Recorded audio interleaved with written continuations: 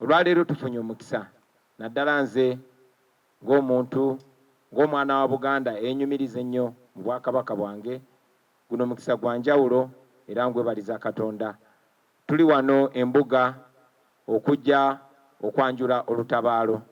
Ekitiibwa tubadde tukikola kagenderere okussaawo enkolagana n'okussaawo omukwano wakati wa bannayuganda bonna ab'enjawulo, era nina essanyu okutegeeza nti bannayuganda bonna bakwatagana, ate naddala ffe ng'Abaganda nina era essanyu okutegeeza nti abaana ba Buganda mwattu babembedde mu bitundu eyo bakola emirimu gyabwe mirungi nnyo, baagalana n'abantu be basangayo, abamu beewanguliddeyo n'abaami oba abakyala, era ng'enkola yaffe bweri ey'Abaganda ey'okukwatagana n'abantu bonna.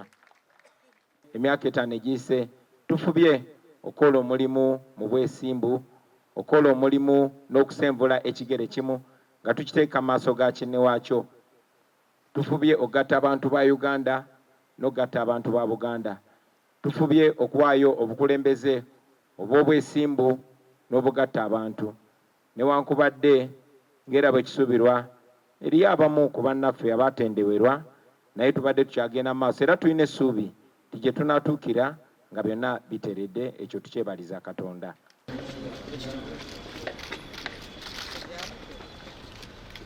Download the app on App Store or Google Play Store now.